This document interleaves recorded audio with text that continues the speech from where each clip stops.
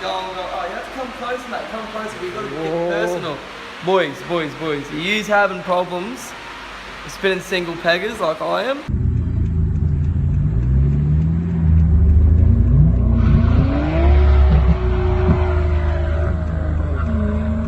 We're good? Say no more, mate. We're going to do a welded diff today. We just did the high cast lock bar. We've done some rack spaces. We've done some steering mods. Now we got to get it spin 2 wheels just consistent. Here, come over here, boys. Come here. I'll show you. So, from what I know, I'll walk you through everything I do anyway. These 5 bolts on this side, they're all 14s. This side here, 14s. And these two here are the 17s.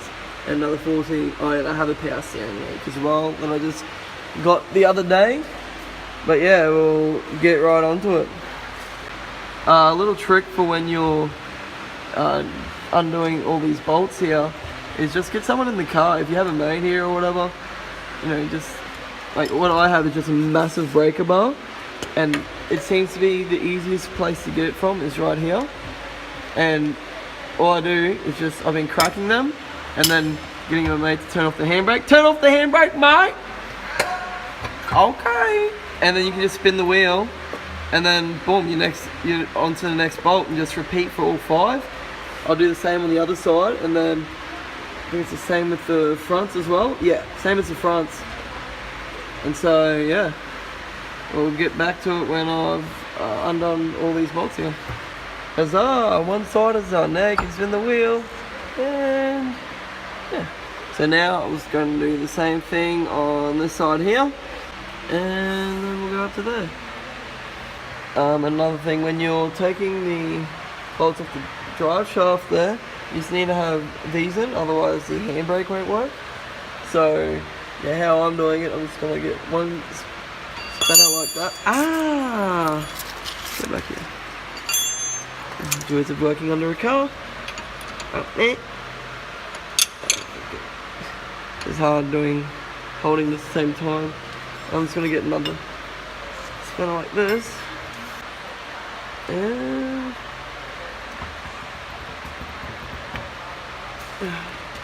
it cracked. Just. And almighty just cracked.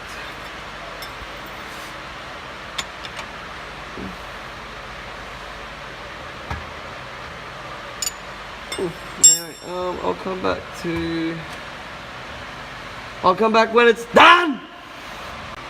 Just taking these 2 off as well, and I realised we have another 4 bolts. 1, 2, it's just behind this hook. 3, 4 we have to take off, and we should be able to just drop the diff then. So once we take those off, I'm just going to put a hydraulic jack under here and just lower it down. But I might need to take the exhaust out of the way as well. We'll find out soon anyway. And we will definitely have to move the exhaust as it is right under the left hand side of the diff. Shut up, boy! And yeah, so mine, it has no flanges other than just over there. So unbolt it there, drop this, and she'll be sweet. So I got all those bolts out. Another thing with the drive shaft, you can probably like slowly put it down because mine's just not good. All the learning experience, don't fall. Yeah, see, it's getting stuck on that sway bar now. I could like pick it up.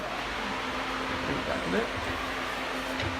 Accidentally, you know, just finished it. But what happened after you take off those 4 bolts there, you literally just, I don't have to take that off that sway bar there. You just push it forward till there's threads that stick out here. Push it forward enough so you can feed it through there, and then just drop it down, and then it's literally just reverse. Put it in, put the sway bar, pick it up, bring it back, tighten everything on, check your diff oil, and yeah, that's pretty much it. 2-wheel skids for days. But yeah.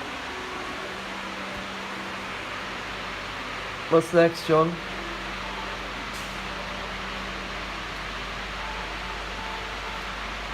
What is next? I got some